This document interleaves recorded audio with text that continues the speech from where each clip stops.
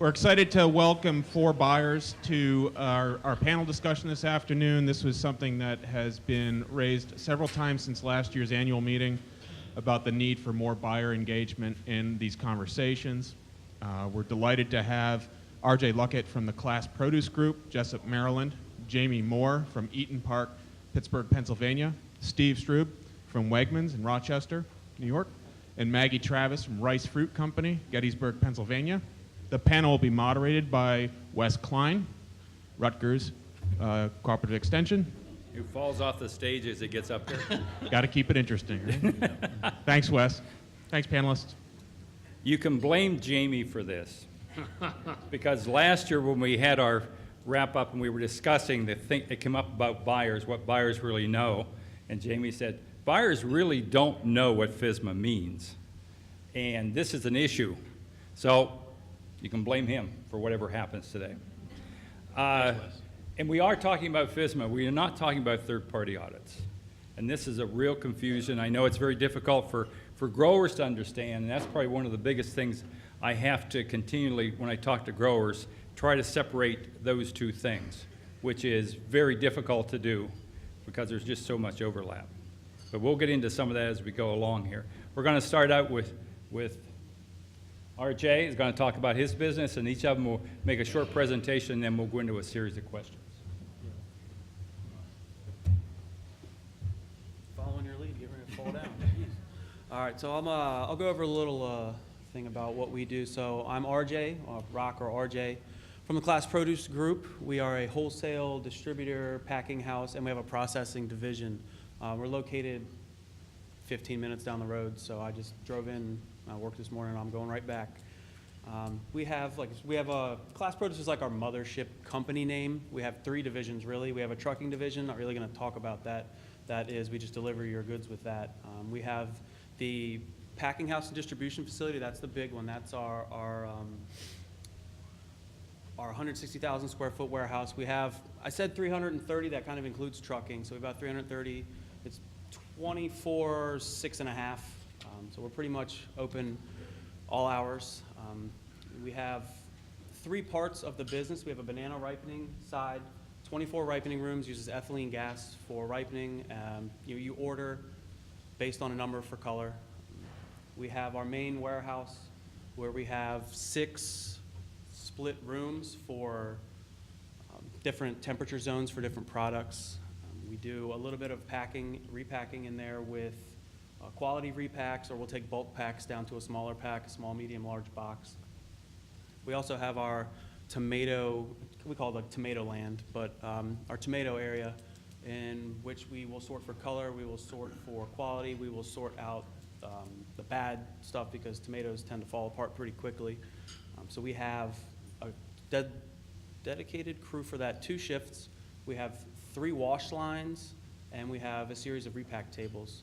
And we have also a citrus bagger, so we have the capability to net citrus, potatoes, we've done onions. And then finally, we have the market box area, which is kind of your walk-in. Come in from the store or come in for your small roadside stand, your store, your small restaurant, and you can walk in and get pretty much anything you need. We do the full line of produce there. I probably spend 20 to 30% of my time there. I spend probably 80% at TGD, which is our processing division. It's 70,000 square feet. I take a lot more time there because it's a little bit more intensive on the food safety side. We have fresh cut stuff. We actually have CCPs there. We don't have CCPs at the other facility. The labor staff is driven on our volume. 150 to 200 is probably a high number, but that's a general idea of what we do. We split it into 2 rooms, and like I said, we're about 4 years. We'll be coming up on 5 years old this year, and we split it into 2 rooms. So we have the fruit room and the vegetable room pretty much segregated. There's a little bit of overlap. We do a full line of retail and food service. Fresh cut, anything pretty much that you need. We've done anything from your basic carrot sticks. We've done dragon fruit. We've done anything that any customer really needs. And we also have started the new meal kit line, which is actually going to expand into a lot of really crazy things they're getting out of produce. But the meal kits, similar to Blue Apron and HelloFresh, where I want to try the rotini pasta. Here's all the ingredients. Here's your ingredient card, and take it home and try it out. So it's been a good adventure for me to go out of the produce industry and see some of the regulations in dairy, meat, egg, and other things like that. I probably skipped over what I do, which is important to say. So I'm the food safety manager for pretty much the entire umbrella.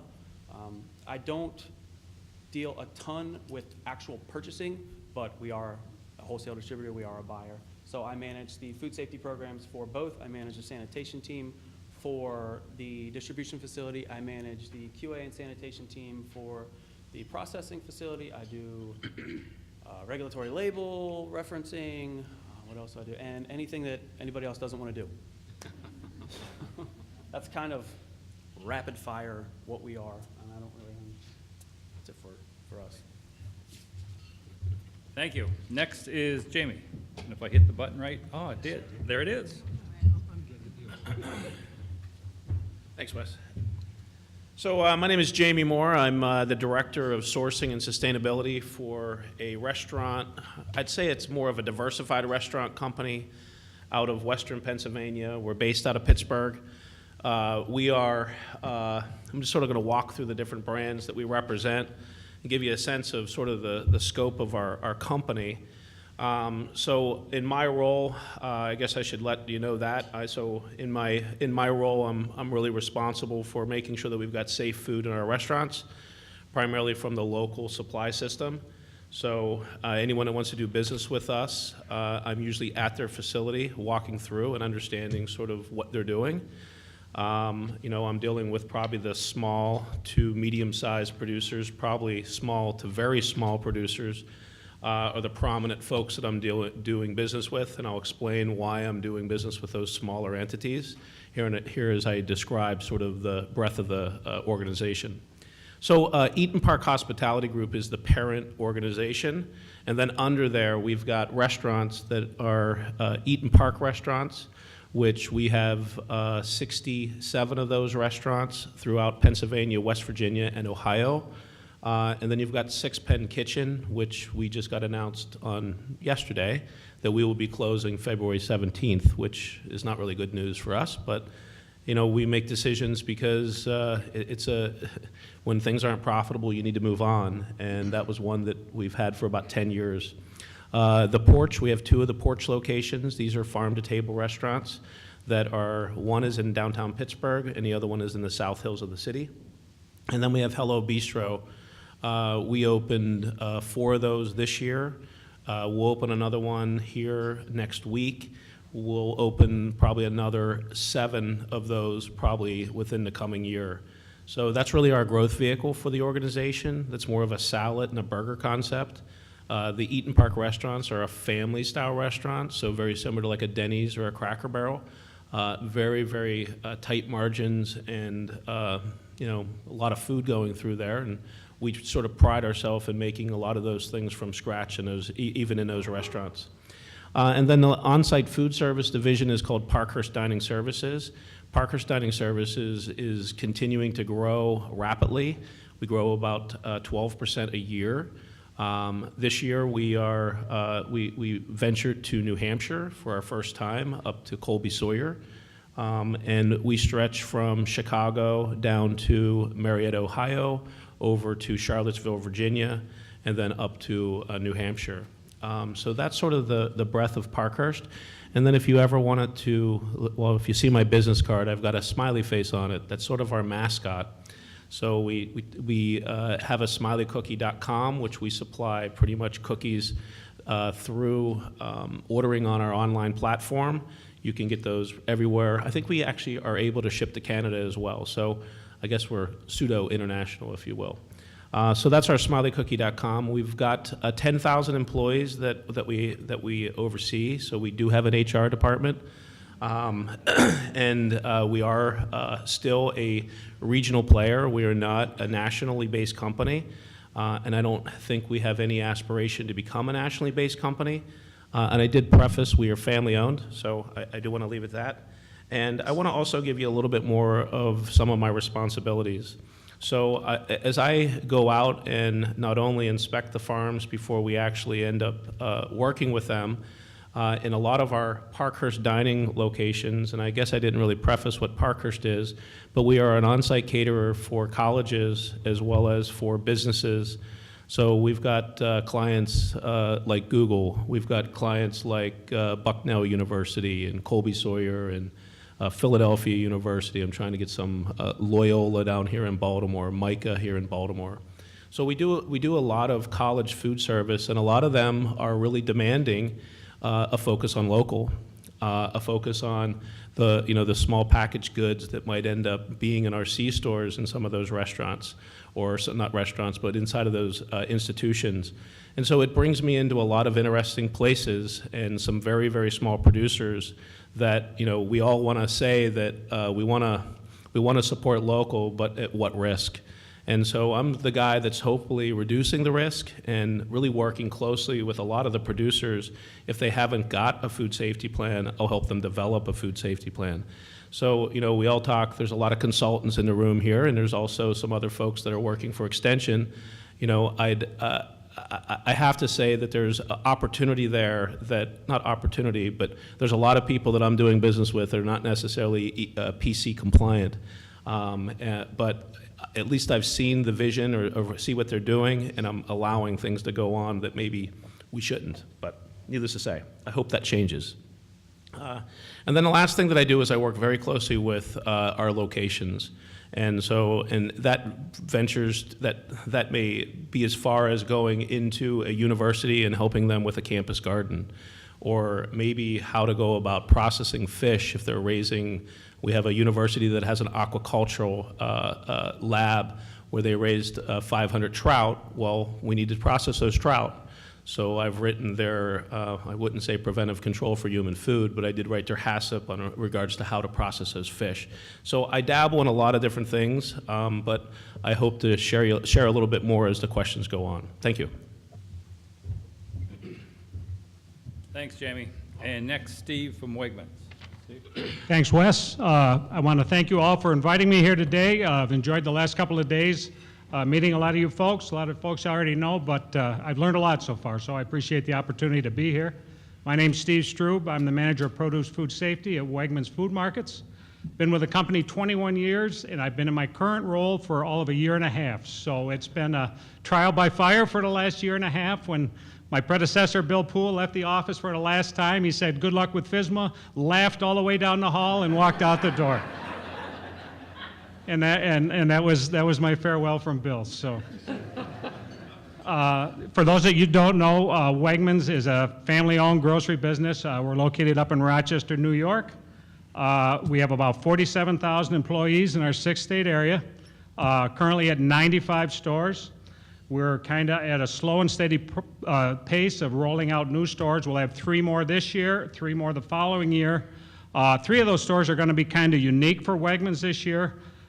This spring, we'll be opening our first store that's going to be part of a shopping mall up in Natick, Massachusetts.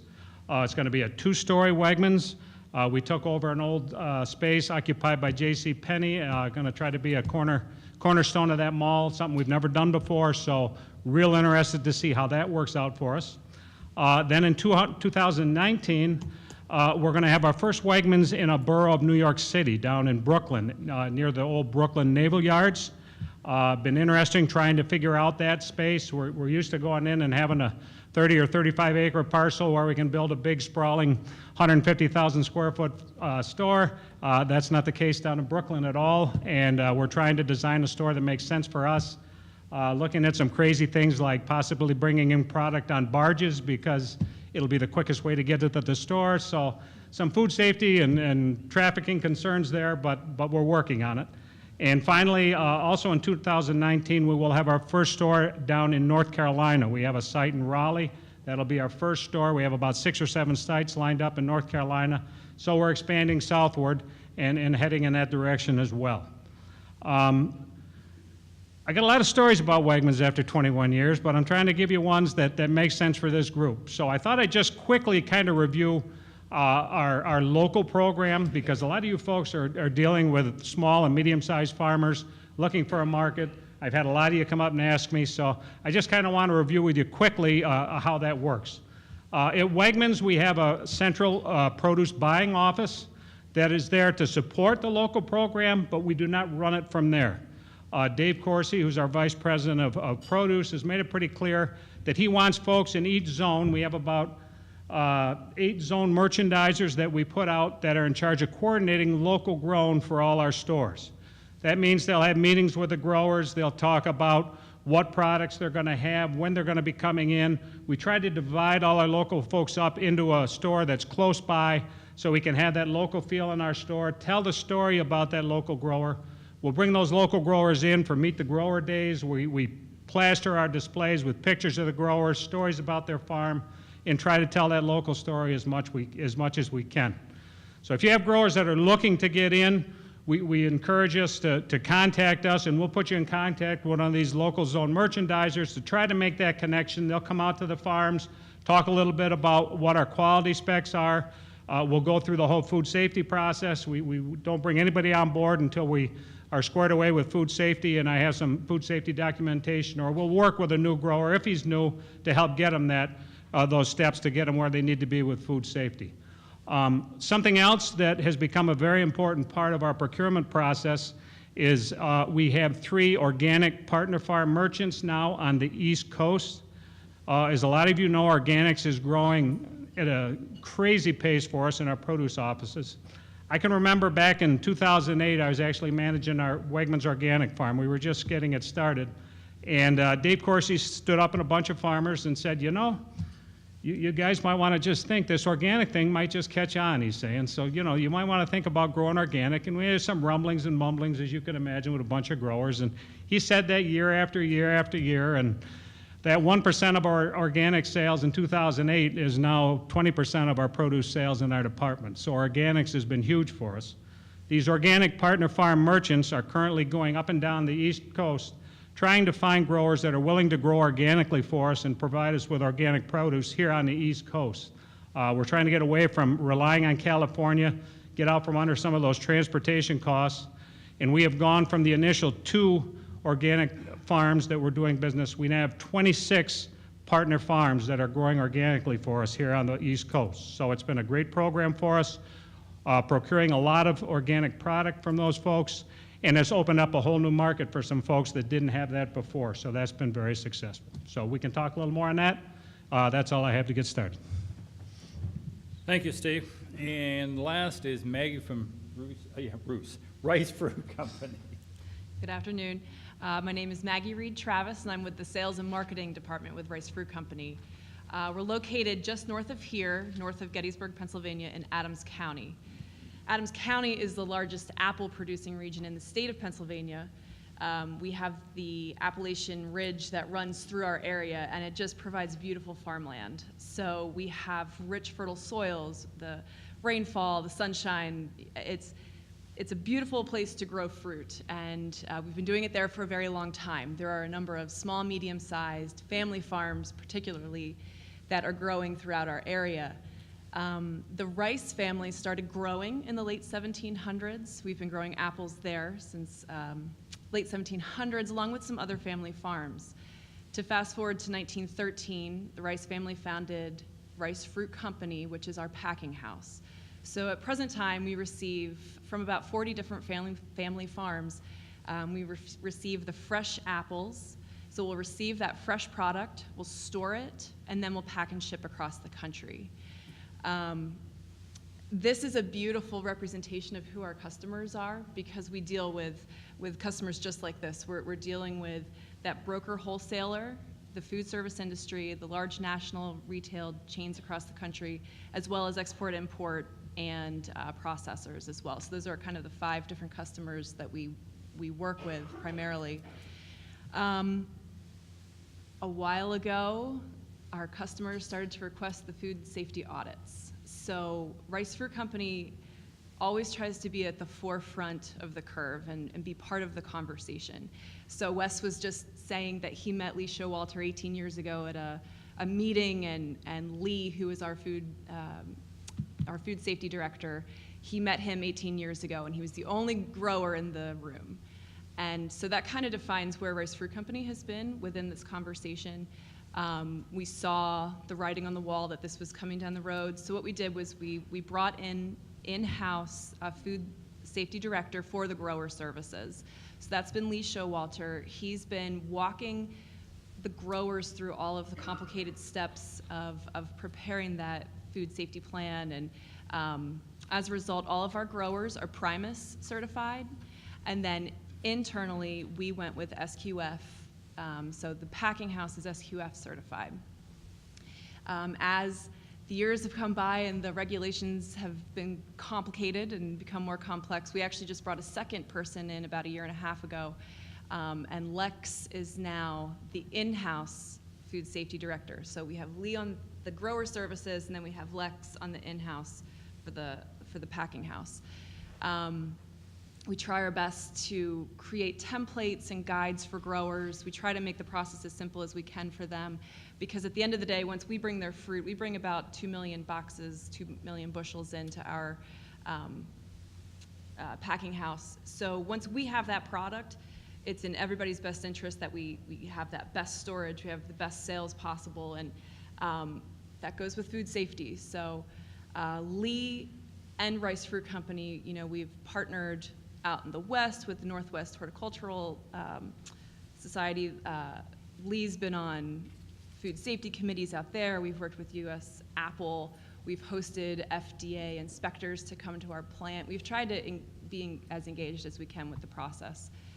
And looking forward to learning more about your organization. I was not aware that you guys had formed, so we were excited to see what you guys are working on today. So looking forward to the conversation. Okay, so we're going to spend about the next 50 minutes going through a series of questions that they all received the questions beforehand, except for one, which I told them I don't like gotcha questions, but there's a gotcha question at the end. I hate gotcha questions with regulators, by the way. So we're going to start with the series of questions, and the first one, and anyone can answer, what do buyers know about FSMA already?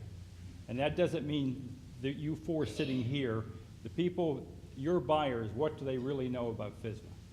And are they confusing FSMA with a third-party audit? I know nothing. Nothing. They're not. So we're in the family-run business, and we are probably much smaller than the other representations up here. So our owners are our buyers, and they kind of have done it their way for a while. So it's, I guess, nothing is a short way to put it. We're a little past nothing, but not far past nothing. We have had some trainings for our buyers. The FSVP rule was a big issue for Wegmans. We did have Dave and Kathy Gombas come in, and we actually had our merchants and buyers sit through a training with them discussing the FSVP rule.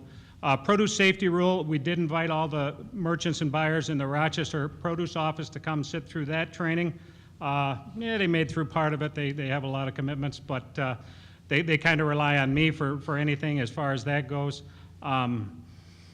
Trying to think other trainings. We've done a little of the PCQI trainings. We do have some production facilities at Wegmans, and a lot of the key folks have been through PCQI training that need to understand that as well. We have a dedicated quality assurance team at Wegmans of about 15 folks, and a lot of the different parts of FSMA is divided up between us. So we all have a rule or two that we kind of work on and try to get through to our growers and suppliers as best we can. So we've done a great job. I wasn't so far as great, but I think we've tried to stay on it, and we've made a pretty good effort so far. And I would also add, I think that a buyer knows exactly what they need to know and nothing more. And in many instances, I mean, you of course have a range. You have Wegmans who have definitely been at the forefront and engagement. And then, to go to Class Produce, you have those people that have been in the business for a while, and they've been doing things the way that they've been doing it. And I would say Class Produce has been also innovative in bringing in a food safety director and, kind of taking those steps to continue to move forward. But again, buyers know what they need to know. It's not necessarily that they're looking for the information. They just want to know what affects them. Most of the time, I just get the calls and it's, I want your food safety audit. That's really the end of the conversation. It's a call, it's an email, it's a response with the PDF, and that's the end of it. But then it can get more complicated as well. I said that we have 10,000 employees, and that's mostly within our restaurants. Our corporate office consists of about 102 people. We have 5 people that are in procurement, and I handle all of the local as well as all national produce for the organization, and anything that may end up being a packaged good or from a small entity, I'm the buyer for it.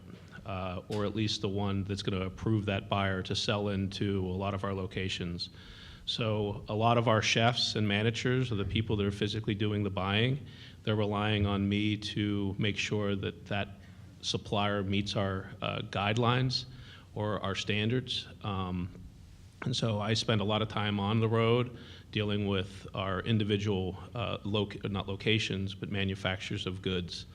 And we do have the other buyers that are responsible for more of the national lines, dealing with the Kellogg's, the General Mills, the Tysons, and whoever else. But I'm pretty much the one that's the buyer for that segment of products. And I hope that I'm knowledgeable. I obviously attend this and try to become a little bit more knowledgeable. And that, I do have some relationships with some of the manufacturers that I may overlook some of the things that they may not be compliant with at this point in time. So I do make reservations.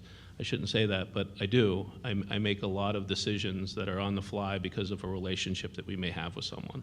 So I think that we are somewhat in, unfortunately, as a buyer, that we do put risk to our company, primarily because they may not meet all of the standards for our organization, but that does happen. Okay, what does a buyer expect from a grower or producer as far as food safety is concerned?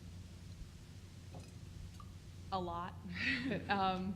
I mean, you have your basics where they want to see that you have your food safety audit. So that's your basic. Now you are approved and you are going to presumably be providing safe product. But what's happening in my sales office is you have kind of that baseline where, we're SQF certified. We're doing our best to follow FSMA and, what will be applicable to us.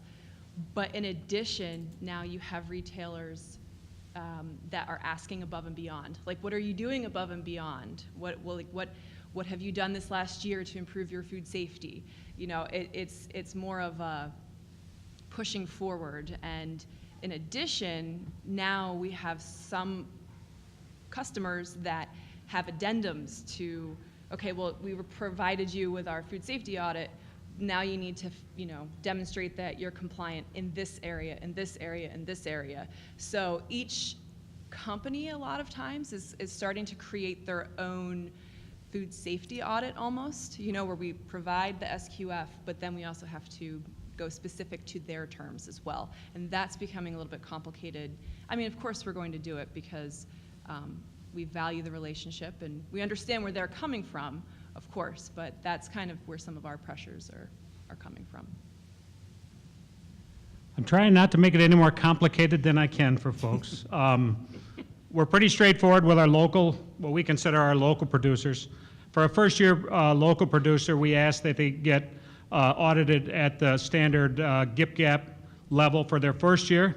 Use that as kind of a stepping stone. And by the second year, we ask that our local producers are audited at the USDA harmonized level or an equivalent type of audit. And we accept that after their second year doing business with us.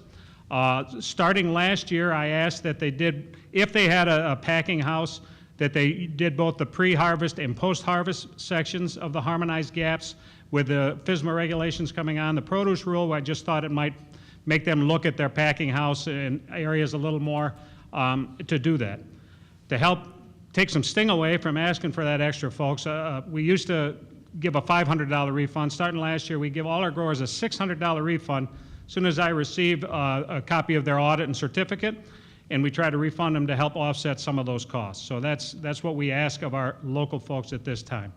For any national suppliers, it's just any GFSI approved audit, third-party audit. We expect that from all our growers and updated on a yearly basis.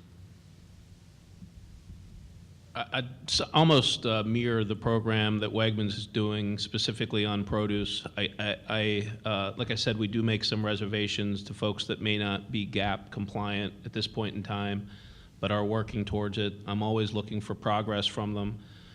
So, you know, our Eaton Park restaurants, I pretty much handle through a distributor that is in the Pittsburgh area. So I work closely with the growers on giving them exactly what the needs are of our company. So I give it by number of cases that we're looking for on a weekly basis. So I know that I move 185 cases of zucchini every week. You know, I contract that specifically with those growers, and I bring it into a distributor, and then they distribute. But, you know, with that, all of those growers are GAP certified.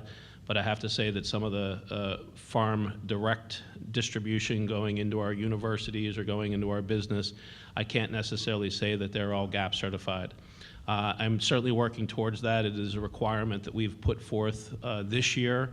And I probably have a handful, when I say a handful, probably 20 growers that are out there that are not currently GAP certified. That I'd love to see get up to snuff and get up to where we would like them to be, but you know, I think that all happens in time. And then from the processor level, I'm really looking for a small processor to really, if they don't have a food safety plan, shame on them, but that usually doesn't exist. I'm really looking for them to have some sort of recall procedure. If there is at least something that goes on within our locations, do you have a means of recalling it back? And that's one thing that I will really work closely with them on, either through a batch number or however they're producing that product, to really understand that that's an important attribute to at least the start of a food safety plan, at least for them. So as the middleman, I guess, for us in the distribution chain, we kind of get to see this from both ways. So we have our own plan where we, you know, we've been talking about the audit is kind of the staple of what we look for. But then we have customers that have their own food safety program. So we're actually been getting, you know, when I first started, and I haven't been in the industry too long, when I first started, it was, you know, supplier audit. And then now it's pinning it down to grower audit. And now I have customers that don't just want to know the supplier and the grower, but they want to know the field, and they want to know the specific location and the lot of the produce for certain high-risk items. So it's all starting to kind of trend in that direction, and we're trying to work with that. And like you were saying, with some of the local people, I mean, we've got small local farmers in the region in the summertime, especially, that we're not, you know, we're not going to find GAP audits on, and it's something we've worked with local farms to kind of help them figure that out, but we haven't gotten too in depth in that. But that's kind of the extent for us. And if I could just say one more piece about the recall. So yes, in the sales office, I'll get a call, an email from the customer. I send back the PDF of our food safety audit. But with recalls at this point, that is becoming more of an internal focus for us at Rice Fruit Company, to make sure that we understand how our internal procedures work. And as far as PTI compliance goes, you know, just making sure that we can track down any part of our product, you know, at any given time. Like that is extremely important to us at this point in time. And that's where a lot of our focus is at this point as well. One thing I hear from growers a lot is, when there's lots of supply, the buyer wants to see the food safety plan. When it's short, we don't care. We need product on the shelf tomorrow. How do you address that issue? Nobody gets in our door until I have their food safety documentation. And that's coming from Dave Corsi and, quite frankly, Danny Wegman right straight through the buying office. There's a very good understanding in our produce office that first step of anybody getting onboarded as a supplier is that I have to have their food safety information. Until I get that okay, nobody is onboarded or put into our W-Buy program. They couldn't ask for an order, make an order, get paid for their product until I give the okay. So I give my predecessor a lot of credit, and we continue with that process today. It's been successful. Our buyers have 100% buy-in to it, and nobody gets in until we have that food safety documentation. I can vouch for that, because we sell to Wegmans through our processor. And same for us. We've been working with the food safety audits for 10, 15 years now, so we've kind of had that phase-in point in our business, so we would never put the business at risk to just bring in something that could possibly cause problems down the road. We've actually even stopped doing sliced apples at this point, just to try to, contain our risk, and but we would not bring anything into the packing house that would not be approved.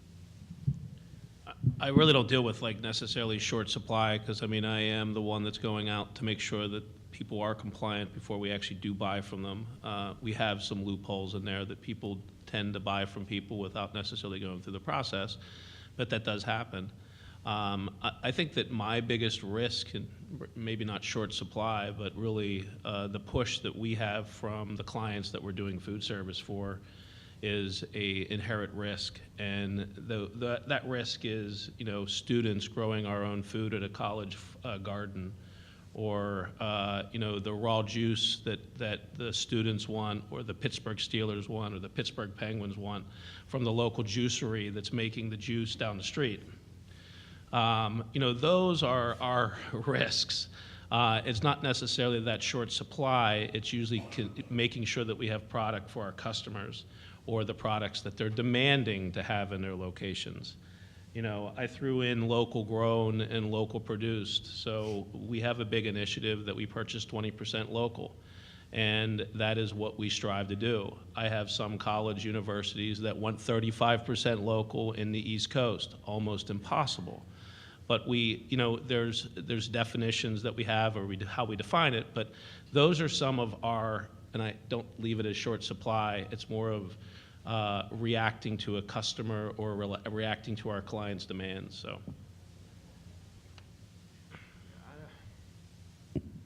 For us, there's a pretty good chance that if something happens like that and we're in short supply, I may not even know about it. I'm the food safety representation for our company for everything that we do. So I don't have a ton of input on the actual short supply side of it. I've got more input on challenges of food safety, I guess. Our distribution chain is very fragmented, to say the least. So if we're in a short supply, we're going to buy off the market. And if we buy off the market, that's basically just buying off somebody who's like us. So we buy off another distributor who may have bought off another distributor who may have bought off of a packing house who then bought off of 10 different farms. So sometimes that is probably the biggest hurdle in a short supply for us to jump, is trying to figure out what happened, where, we know it came from our supplier. We can tell from the box it came from this shipper, but let's get a little bit more detailed information. And that's produce industry in a nutshell. Okay, if your buyers aren't trained, and Steve's going to ignore this question, if your buyers aren't trained in food safety, what type of issues has that brought up, or has it brought up any issues? I can go first. So we've been, I keep not pulling the microphone over here. I'm hoping I'm loud enough. We've been pretty lucky. We haven't really had any issues with that. I can say that our buyers are aware, which is why I'm in the company. But we haven't had a bunch of big issues as far as that goes. Our biggest issues are if we run into a customer like the one that I talked about that wants that specific section of the ranch and the specific lot number. Sometimes it's hard to pull.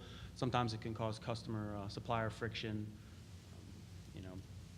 We'll go back and forth. They may have sent the wrong audit, so we have to go back and forth. So sometimes it's kind of a lapse in time, I guess, is one of our bigger challenges with that.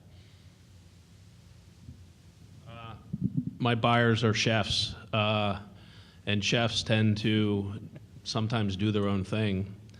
Went through a major recall, a listeria recall, at one of our restaurants that really helped me to deliver more of a food safety message to the rest of the company. And I think that that's really what kickstarted sort of not my role, but my extension of my role of inspecting before we actually start to buy from people. So I had a beef supplier that was supplying local beef into one of our restaurants. The chef was buying from this USDA facility that was not inspected by me. We had 60 people ill in about, well, not the next day later, but I mean, pretty much we had calls coming in, people were getting sick. And the next day we shut our restaurant down. That day we shut our restaurant down. We threw everything out of our restaurant, everything, every packaged good, anything that was not open went into the trash. The next day there was a skeleton crew of 6 of us. We opened the doors and opened for lunch that day. None of our employees were allowed to go back into our restaurant. The people that worked there had to go through a stool sample. And before they were released by the hospital or by, I think the hospital was pretty much the one that said yay or nay that they did not see any strains of E. coli in their stool. And then they were released back into our operations. We did not have a crew of people that knew anything about that restaurant in place for almost over a week.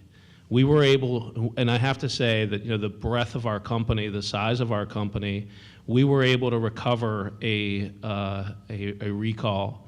These smaller folks in an independent restaurant, you'll never survive. It was absolutely brutal. So, I mean, you have USDA, you have FDA, you have the health department, you have everyone in your face. Every television camera, every news station was out in front of our restaurant. It was not a day that I ever want to relive. So I think that, you know, I'm speaking from, I guess, someone that's been through it. It is not something that I wish upon anyone. So I really try to make sure that I take a lot of steps in making sure that we do have safe supply walking into our locations. So a recall is not something fun, so I don't know if anyone else has gone through it, but I'm sure there's other people in this room that have. And I think maybe to just rephrase the question and say, what happens when your whole team is not on board with your food safety plan? You know, that's really what's important to us at Rice Fruit Company right now, because we have so many pieces. We have about 150 people in the packing house. And so you bring the product in, and then you store it. And then you bring it out of storage, you bring it down to the packing line. You put it across the packing line, you get it into a box, back into storage, onto a truck. There's so many pieces, and there's so many layers, there's so many hands that are touching throughout the process. So it's not necessarily, you know, if one person is not on board, it can derail the whole process. And so for us, you know, doing those team trainings and stopping what we're doing, we just had to do it. One of our packaging, we used the RPCs, the reusable packaging supplies, and there's a contaminant that keeps coming back in, and we had to, you know, stop what we were doing, trace it back. It's coming from out of the facility, you know, and we had to stop packing, and we had to have a training, you know, because it's just that important. Because if you get to the point of having to have a recall, the costs are really starting to fall on the growers and on the packing houses. So everybody is doing their due diligence and trying to minimize as much risk as you possibly can. Wes, I just want to chip in. I can be kind of big and ugly, but I don't want you to think I'm ruling with an iron fist at Wegmans. I have a great relationship with our buyers. 5 of the 6 buyers that we currently have worked for me when I was in previous roles in Wegmans. We've known each other for a long time. We get along great. We understand what our process is. Clint List, who runs our WBuy program and uploads any new suppliers, he understands it well too. We're a great team. We work well together, and I'm just glad the process is ingrained in what they do every day, and it seems to work for us. So thank you. Okay, so we have 4 good companies up here that are doing everything as good as possible. I didn't say right, I said as good as possible. Trying. What do you think about the industry in general, as far as buyers in relation to food safety? That wasn't one of their questions, by the way, and that's not the gotcha question either, by the way. But to go back to that team kind of perspective, everybody knows that we're all in this together.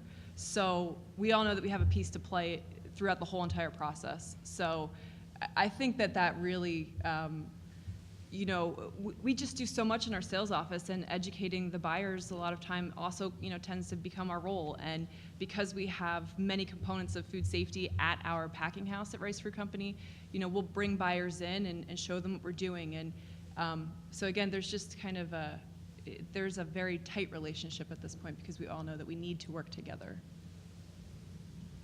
And I agree with the work together. Wegmans has always viewed food safety as a non-competitive issue. We've tried to work together with industry. A lot of the food safety groups were active in a lot of those. We worked with you folks. 5 of the 6 states that we do trainings in, the folks are sitting right in the audience today, and I thank you for all the efforts you've made through the years and recently training our growers. It's been a huge help for us.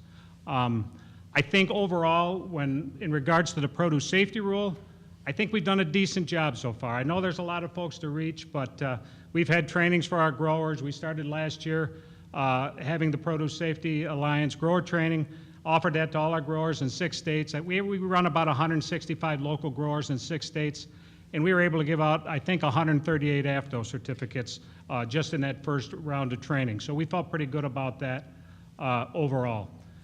The one thing that scares me a little bit is the PC rule and their understanding of that. In my spare time, I try to get out to some of our, what we consider a little higher risk suppliers. We've talked with a few of them that we know are falling under the PC rule, and you start talking about it and you get that deer in the headlights look, and they really don't know where they are. I was encouraged to hear that some of you have some PC rule trainings that you're starting in each of your states. I'll be reaching out because I think there's a real lack of understanding of that rule, and we do have growers that keep kind of pushing the envelope. It's probably Wegmans' fault because we keep coming up with new ways to fix vegetables, and our growers are smart people, and they see that and they figure, wow, there's a way we can make money. But it puts them into a whole new set of regulations, and I try to talk them off the ledge as best I can, but they're looking to try new markets and develop those for us. So I think we're going to have more and more people that are going to need that training. So that's one thing I'm seeing. Wes, I think the question that you posed was more on what is the industry looking like in the future? That's correct. So I think that some of the things that I'm witnessing or seeing specifically in my segment is the larger distributors that I'm doing with. They are really enacting some standards or some specifications of the products that are coming in, or not specifications, but standards for the people that are producing the food and supplying to them. So majority of them are moving, and this is usually the larger buyers. This is the U.S. Food Services, this is the Cisco's, this is some large produce houses. I deal with a produce house. It's a $200 million operation. They have enacted, that anything that's walking in their door has some sort of third-party verification. And that is the same that holds true for anyone else that is in that Cisco or U.S. Food Service.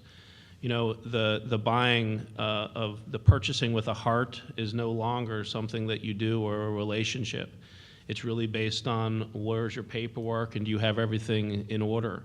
I think that is frightening, specifically for the local level.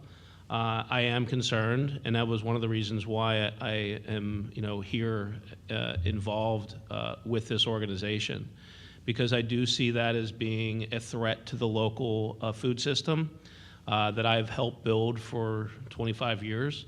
So it's something that I don't want to see go away, but I think that, we have to really start looking and being aware that the times are changing, and, litigation and liability are a big word, and it's something that most of these companies live and breathe with that, and they have their lawyers standing behind it.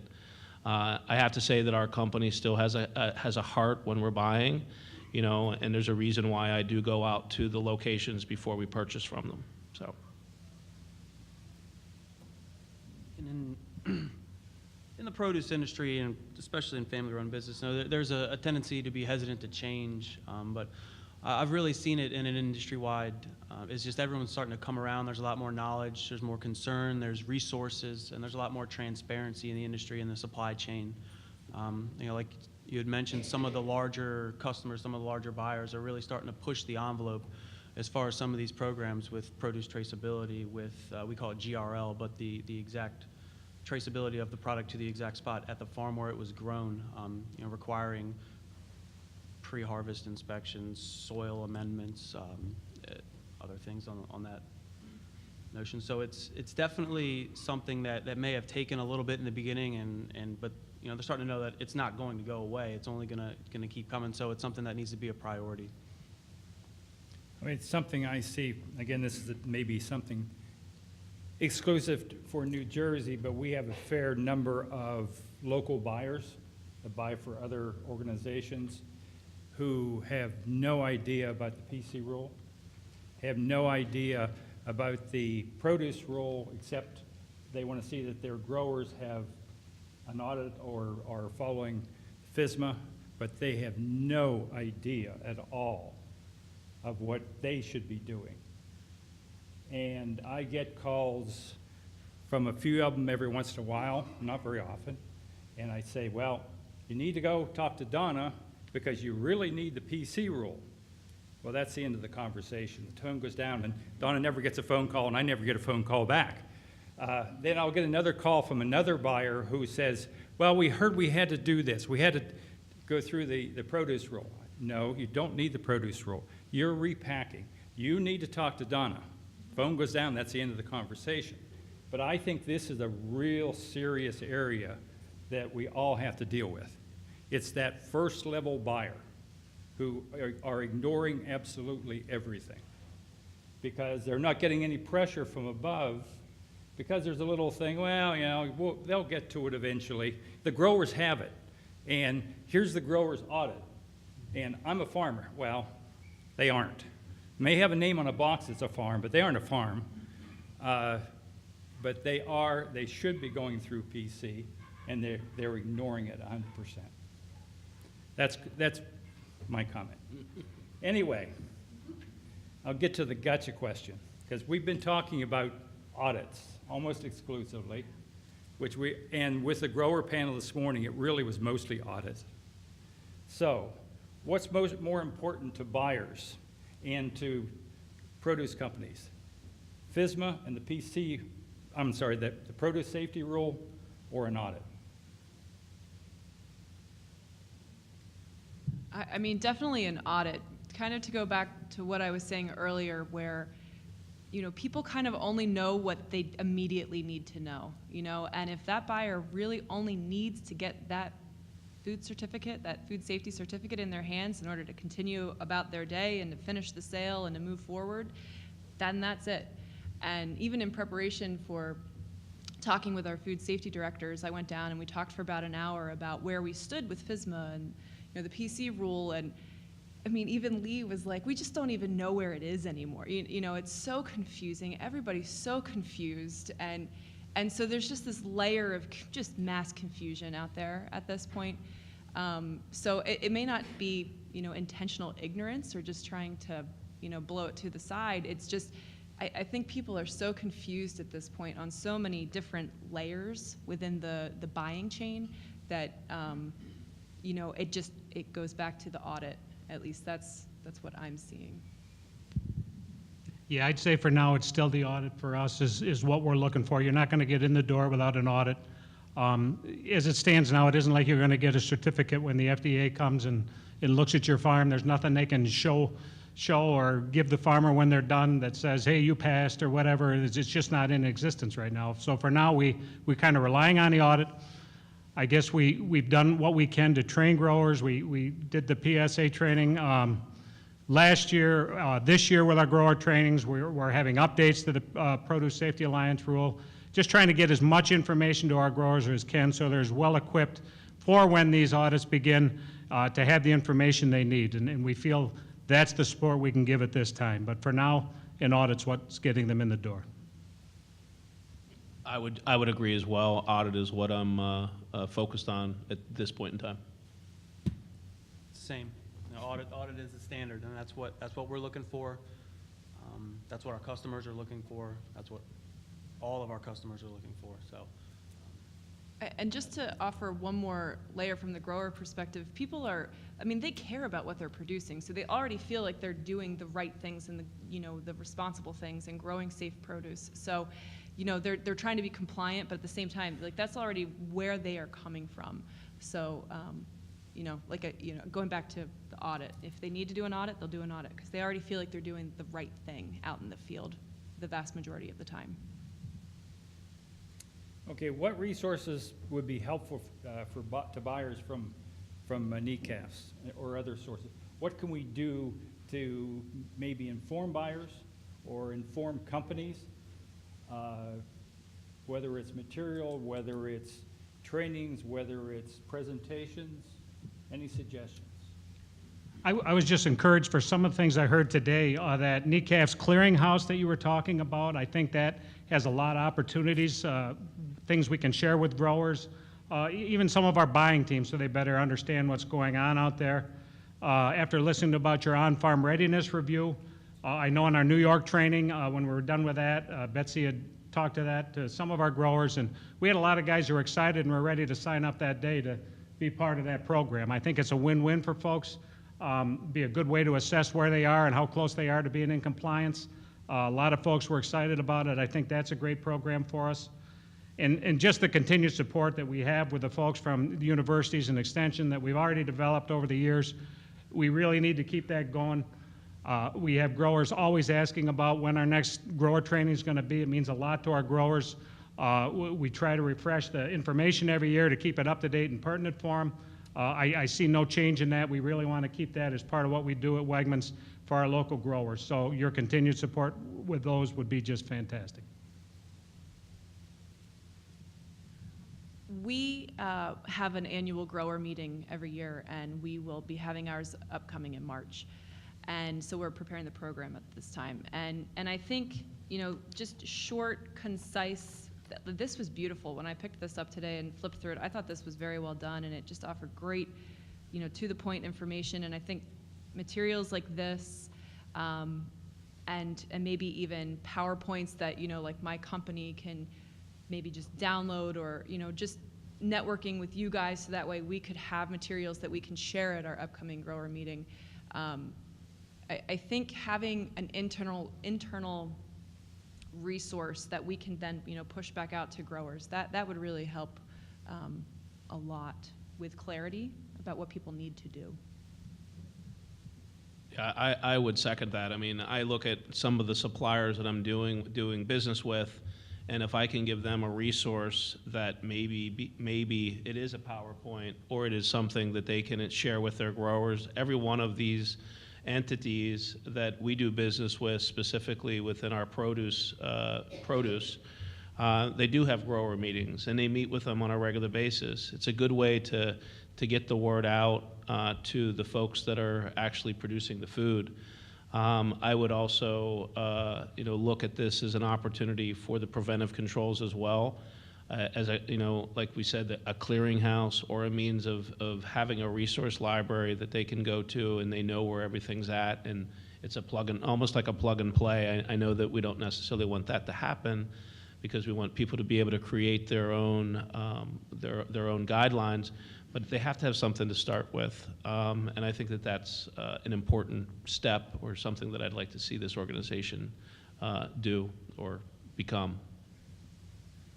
Yeah, no, we've used some terms up here like confusion and lack of knowledge, and with growers and with people in the industry, and I can agree that having a resource or something to kind of clear up some of that confusion, some of that lack of knowledge. I mean, I've got local growers that may still be, but up until very recently did not have email, didn't really know what a fax machine was. Like, I was getting a hold of them by mail. It's finding a way to get in contact with them and get this information into their hands so that they understand that this is kind of a trend in the industry. And like you said, you said that they care about it. It's their livelihood. It's what they've been doing their whole life. They care about it. They put a lot of pride into it. So we just need to kind of inform them on some of the industry trends and help them along the way. So the last question I have is any success stories, best practices of your experience related to food safety, and what's gone well? Like Wegmans, at Rice Fruit Company, we brought all of the resources inside our own business. And so we made those resources available to the growers. And that built the grower relationship, and it brought us up to a new level of food safety compliance 10 years ago. And now we can bring in the buyers and we can show them what we're doing and we can kind of communicate that way. And I think having something in-house has just been extremely helpful for us, so that way we can stay engaged, just stay ahead of the curve as these changes happen, and just continue to have conversations with our buyers. So in-house, I think businesses having something in-house is very, very important at this point.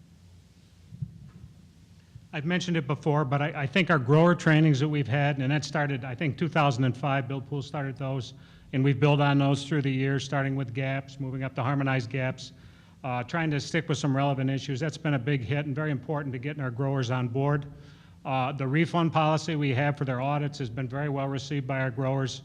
Increased it to $600 this past year, seemed to make a lot of folks happy. I mean, it's tough to turn down $600, I guess, so they've been pretty happy about that. One thing we did with the Produce Safety Alliance training is we paid for the AFDO certificate, all the training materials, put on the food, everything else for any state that needed that, paid for that for all our growers, so they were more able to come and afford that training and get as many on board as we could. So Dave Corsi and Danny have been very supportive of our growers, doing whatever we can, and then to continue outreach to you folks and helping us in those trainings. I think it's all been a big success. I really rely a lot on the food safety aspect of our partners that we do business with. So these distributors that we're working with, I really look to them to ensure that they're following through with purchasing from approved suppliers that meet their standards. I may push vendors to them, but they are then in turn vendors, growers, farmers, producers, however you want to call it. But if it's not meeting their standards, I'm going to either get a phone call to say we are not going to be able to bring the supplier in because they're not meeting the standards of the distributor, and that's when I have to go and find someone else, especially if I'm using our distributor to be able to get the product to market. And I really rely on them primarily for our restaurants, our Eat and Park restaurants. When it's to the other level of myself going out and evaluating the supply base, I'd say that's still a little bit loose and it needs to be a little bit better defined. But at least it's at least there's someone else out there at least looking at something versus just saying, do you have liability insurance, is what we really used to do. So I don't know if I necessarily answered that, but I think the success story is really working with our partners that we have worked with for many years. So I'll go back kind of to where I talked about how we're pinning it down to the location on the farm. So we're able to now, we've got a program where our suppliers will actually give us that information before we even get the product. So we have it readily available. We go back to the audit and that being like our brick for our food safety system. But I've got a network of 315 active suppliers, each with a network of farms. So grower certificates, I can have over 1,000 on file. So it's seeing that coverage increase on a daily, monthly basis is kind of a success for us. Just one last question, sort of going back to one that I asked earlier. And again, buyers or companies that have not bought into this, and there are some, or begrudgingly being drug into it, and there are some of those, or some that really don't know where to start. How do we reach them? What can we do to help the process? And that may be three different things, because the ones who aren't going to do anything until an FDA inspector shows up, and then they may do something. But the other two, they may be willing to do something, either they're not sure what to do, they're just getting started. So what can we do to help that process? Or is there anything we could do? Well, what I can say, and if you read my bio, I've lived my whole entire life in agriculture. My parents have an orchard. I'm married to a farmer, and I love working for Rice Fruit Company. My parents don't know what to do. When I was thinking about coming, there's kind of three different types of businesses. There's the people that have been ahead of the curve the entire time. There's people, I think, like Class Produce that brought in a food safety director, and they're trying to figure it out. They know they're not quite sure what is going on, but they're bringing people in, and they're dedicating this person, you figure this out, it's figure it out. And then you have people like my parents, like they don't even know they don't know, because they do farmers markets. So they don't know what to do. But everybody goes to Extension. Everybody knows Extension. That is always the first thing that goes through your mind is, let me go. For us, it's Penn State primarily. And so you go to the Extension office first and foremost to try to figure it out. So I think that a lot of the people that don't have programs in place yet, I think Extension is going to, the better resources you have in your Extension offices, I think that's where you're going to capture those people that are a little bit late to the party, to say. Okay, those are the growers, but what about Oh, those excuse me, buyers I'm and sorry. companies? That's a different group. Yep, sorry about that. That's all right. Well, I would still say Extension, though. I feel like everybody kind of ends up going back to Extension. It all funnels, because you have the academic world, you have the businesses, you've got the growers. Everybody seems to streamline back at Extension, from my experience at least. We've had this discussion internally, and we've kicked around the idea of maybe bringing some of those groups together, have a training just for Wegmans suppliers. Gets a little prickly sometimes on the legal end of things, on what you're telling folks as a private company and telling them what to do, so we decided not to go that route. I think we might be able to do a little better with our merchants and buyers, making them understand what is going to be asked of these folks and having that conversation. They're in contact with the movers and shakers of all these companies, and I think they need to have that discussion. We're happy to go out and visit folks and talk them through it. My boss and I try to get out to a company probably once a month. We're going somewhere that we consider a risky company that might not be up to date on this, and try to talk them through this a little bit and get them on board and thinking about what they need to do. So we're trying on our end, but when you have 500-600 suppliers, it's not a quick process. It's a frustrating process to try to get to all those folks. So it's slow but steady, and hope we can get out to them as best we can. I don't know if this will answer the question, but I think that the folks that are suppliers, when I'm going to leave suppliers as the produce distributors or anyone supplying food into our locations, I think that we are starting to be a little bit more aware of who we're partnering with and who is going to be distributing those products into our locations. And I think the folks that are not necessarily concerned with that, I think that they're going to be left behind, and that's a concern. But I think that that's the truth. I think that we, myself, before we're going to do business with a broadline distributor, we want to make sure that we understand who's inspecting them, who's coming in to take a look at their third party, who's third party auditing them, who's making sure that they are compliant. And vice versa, I think that if they're in turn buying from folks that are doing the same. So I really lean towards my suppliers as being a huge part of our food safety plan, and making sure that they're doing what they say that they're ultimately doing. So I leave it at the supplier level.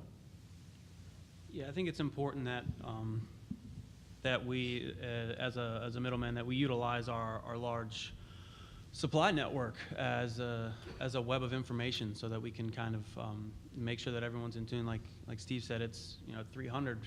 It's a time-consuming process to get through all of your suppliers and make sure that everybody's coming up and aware of what's going on. So it's just utilizing that supply chain as a network of information is pretty important.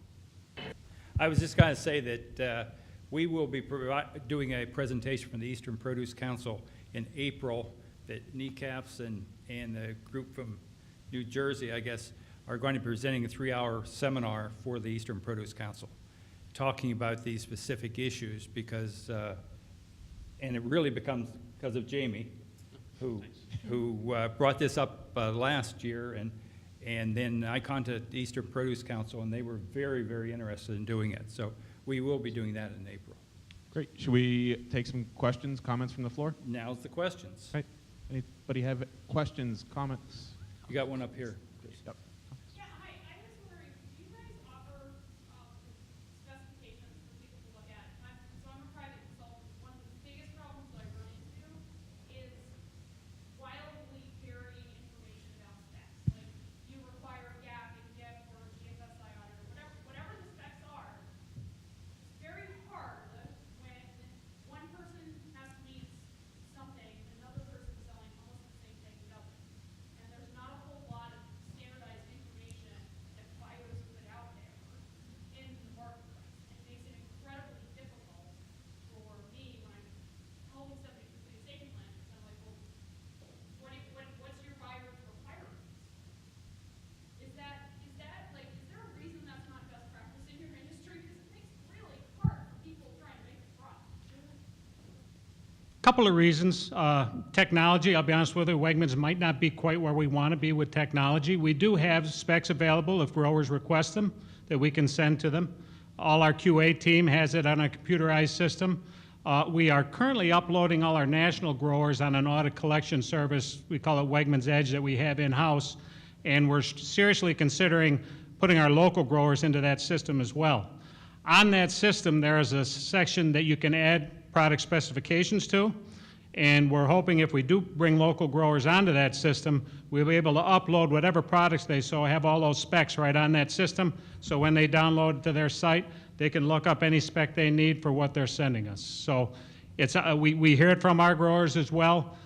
There is some frustration, but I'd be happy to send it to anybody that needed it, and we're hoping to be in that system soon, so it's available to everybody that's sending product to us. We're working on an onboarding process for new suppliers right now, so it will be a web-based program.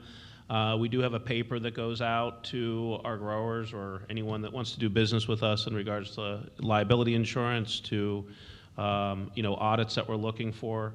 But that's about the extent of what we have. I think it'll be a little bit more robust as we develop our online platform, which hopefully will be done at the end of this year. Abby had a comment? Sure. So I think your plan for supporting audits probably makes sense in the short term.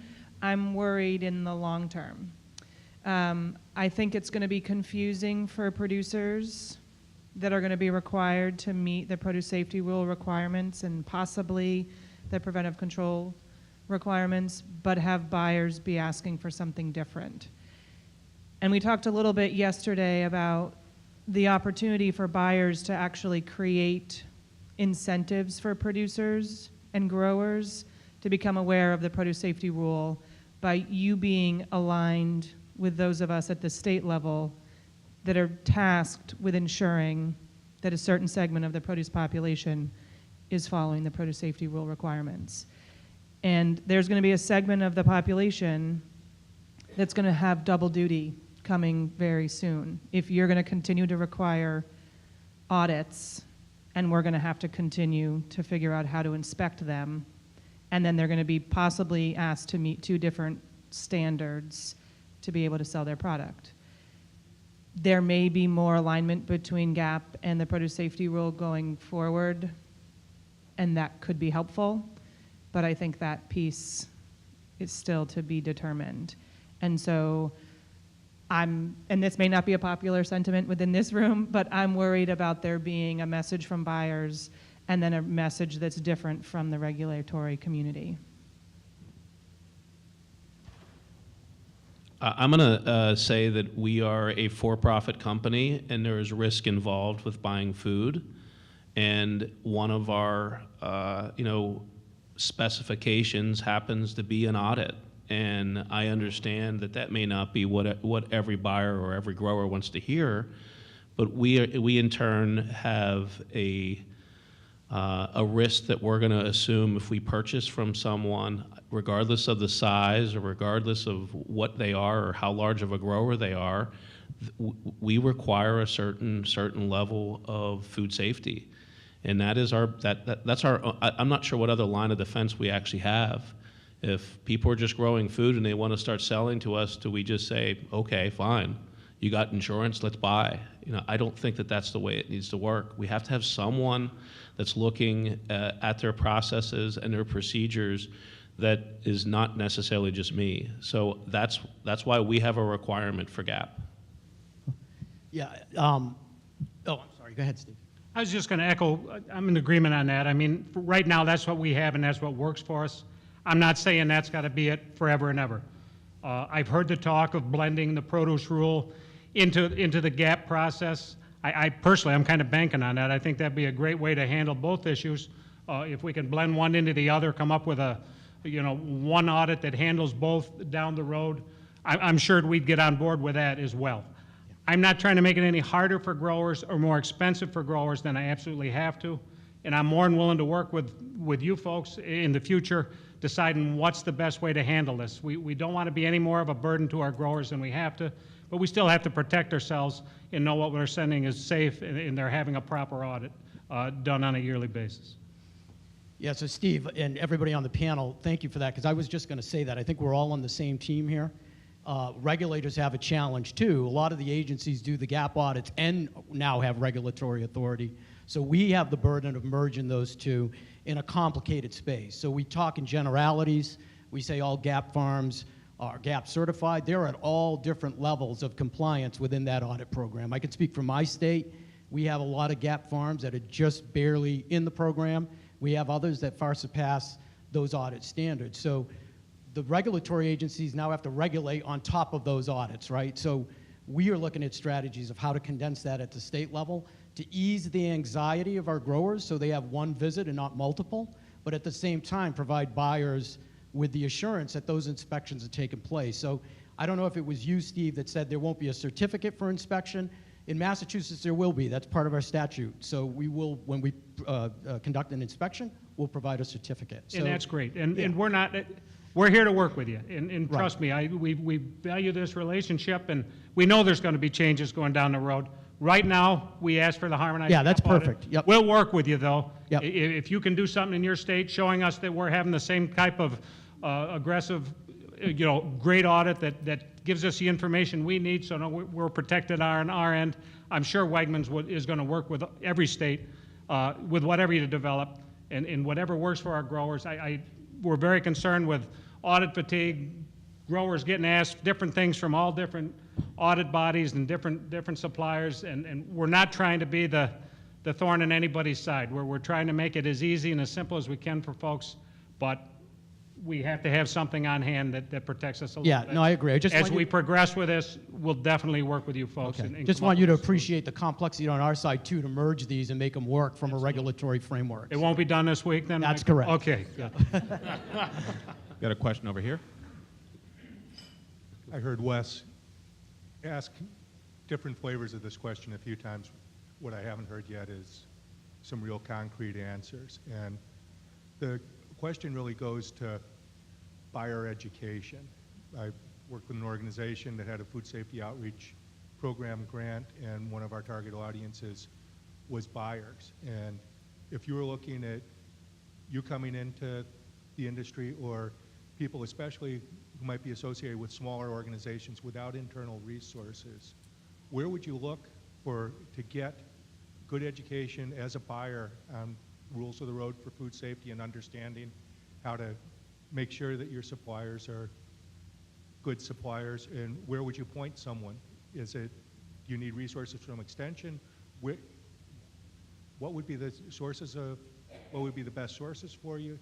And what would be a good way for that information to be delivered to a new buyer? I'd say for Wegmans, we do a lot of internal education. A lot of training goes into before a person becomes a buyer, they'd have to be trained on a lot of things. And they'd have several experiences before they get into buying position that would make them understand some of the food safety implications. Not saying they'd have all the trainings, but we would work to get them those trainings so they understood that. If it meant reaching out to Extension or getting to some of these food safety trainings, we would include them in that as well. So we really try internally to get folks up to speed. If it means spending a few days with me in my office and explaining it to them, or other food safety people to explain certain things, Wegmans will take the time and do that with new personnel and new positions like that. I would mirror that. We do a lot of it internally. There's only 5 buyers that we have within our organization, other than our individual chefs purchasing what they need. But that's usually driven from purchasing, that we're feeding those items out or approving those products. So I wish I had an answer of where you would do some buyer training. I don't necessarily know. I don't know if Extension would be of assistance. I'm going to say probably not, but I could be wrong. But I don't think I would send our buyers, obviously, to Extension. Or not obviously, but I don't think it would make sense, at least in my eyes. Could be wrong. Okay, I have the microphone. This is Betsy Ben. So Extension, I'll stand up. Extension has been feeling the love, right, in the room. The last group was like, oh, we work with Extension. Wes is the greatest thing since sliced bread. And I think that too. I've worked with Wes for a long time. But this came up again, not for the buyer, but recommending growers work with Extension, recommending growers work with Extension. I'm from a state that's actually managed to preserve their Extension pretty well. New York has it pretty well preserved. But I know a lot of states don't have a very well-preserved Extension. And I think at some point I would be interested in your opinions on what would be something that could be done to encourage Extension. And I'll tell you, from a university standpoint, Extension is like the stepchild nobody wants. You can't use it to get tenure. It's not valued. And so I'm interested from the industry perspective, because you mentioned Extension, but what do you think is a good way to go about preserving Extension or building it back up in the states where it's been gutted? So I have extreme bias in talking about Extension because I've definitely relied on their services and worked there, and so I'm probably not the best, nonpartisan answer here. But I mean, Extension just at Rice Fruit Company, we have given our own personal funds. So I mean, that's something that we have done to support the Penn State Extension. We feel that is in our best interests and the grower community's best interests. So we've used our own personal funds, but I'm definitely now racking my brain of how to connect the buying community. I didn't personally realize there was such a divide because I'm in that sales and marketing team where I've got one foot in with the buyers and one foot in with the growers. So for us, it's still a fluid conversation, and I did not realize that there was such, maybe a disconnect there. So not the best answer, but I'm definitely thinking. I don't have an answer. I'm not going to sit here and try to come up with something. I know I've dealt with a lot of growers, and through the years, I guess Extension has kind of gone by the wayside with some growers as being a relevant source of information. It might not be the first place they seek stuff out. I've noticed in the last couple of years, I think it's gotten a little better, but we need to continue that outreach. What the answer is, I don't know, but I think being involved in these type of things, being up to date, having relevant information that growers can confidently go to you and get the right answer is part of it. And hopefully this group here can take some of that back. I've seen what you have to offer as far as trainings and knowledge for folks, and if we can get growers keyed into that a little better, I think that would help. I really don't have an answer, at least in my eyes. I do work with Extension in Western Pennsylvania quite a bit, but it's usually when they're trying to write a grant that they're looking for input from me. And that's usually where my involvement with Extension lies. I can't say that I shouldn't say value, but I don't use Extension as much as maybe I need to. because I'm not sure where they fit in with, unfortunately, for-profit, businesses that might be buying food. I think that might be something for Extension to really uncover. I'd be happy to work with Extension more if I saw value in what I can get from them. Where I see value with Extension, at least from my angle, is primarily with educating the producers of our food. Other? Yep. Yeah, don't give it to Mike. Give it to someone else first. It's great that you guys are here, and I know that you're up to date with like the PSA grower trainings and stuff, but other than that, how do you yourselves stay on top of what's current in the food safety world with audits and all of that stuff?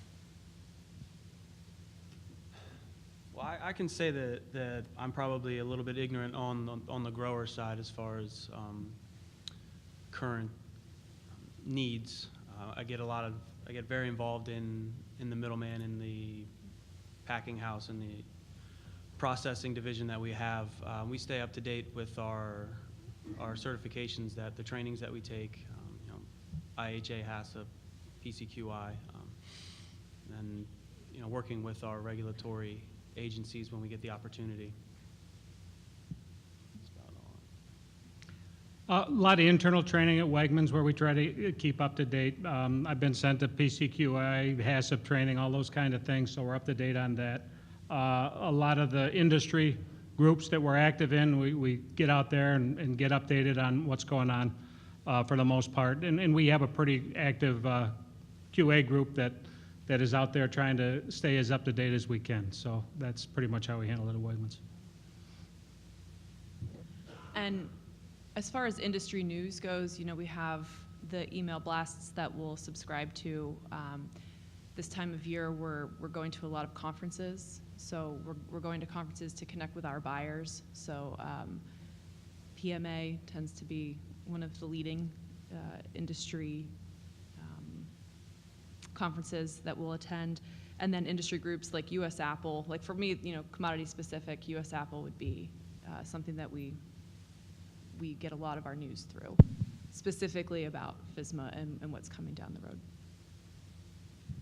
I would agree. Just trade organizations and organizations that we belong to. I certainly go to PMA, Pennsylvania Restaurant Association, as well as the NRA, the National Restaurant Association shows. So I tend to get it from there. Can I just make a comment? 863-2298. Call your extension state person. Luke Laborde, Pennsylvania, 814-863-2298, and ask and talk. Last year we put on a whole day workshop at Rice Packing for packers. We told them all about Listeria and FSMA. We went out and did breakout groups in the rice packing area and showed them how to scrub brush. We've been doing a lot, and we can do more. But also what you can do is when budget time comes around and the state legislators hold extension hostage, you make it known, we're going to just go away. And when I retire, I don't know what's going to happen. 814-863-2298. Glad to talk to you anytime. But that definitely highlights, just kind of that symbiotic relationship where, when we can partner and sponsor those trainings, maybe we could do a better job of inviting buyers. There's, I think, starting to think outside the box of how to network and how to bring everybody together is going to be important as we move forward. I have another follow-up on that one. Just one. So I as well run a for-profit business doing food safety consulting. And what I'm hearing is that cooperative extension is using my tax dollars to compete with me putting food on my table. There are food safety consultancies in every state that you guys live in that do this for a living. Okay, FSMA was not the Cooperative Extension Full Employment Act. The idea is that we have safe food, and there are lots of different ways to get there. And I urge you to look at all the different kinds of organizations in your states the community-based organizations that are working with 2501 groups, that are working with the tribes, that are working with veterans organizations. Where are they in this conversation? How are we doing outreach to minority organizations, and how are we doing capacity building for food safety in those organizations so that lower income and minority people can also benefit from this food and these laws? And so when we look at that, yes, I believe in cooperative extension, I really truly do, but I also believe that private businesses have a right to compete in this, and you shouldn't be competing against businesses who are doing the exact same thing that you guys are doing.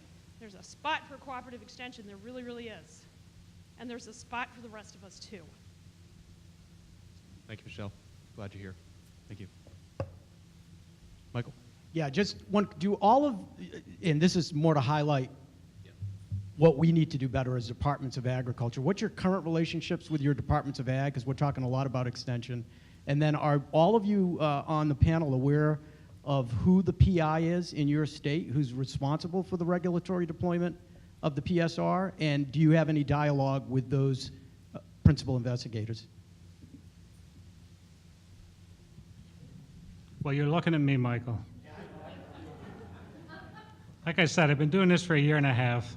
I have contacts. I haven't been in contact. We'll leave it at that. So, a lot to learn, and I'll be the first one to tell you that, but I'm more than happy to reach out if that helps with the process.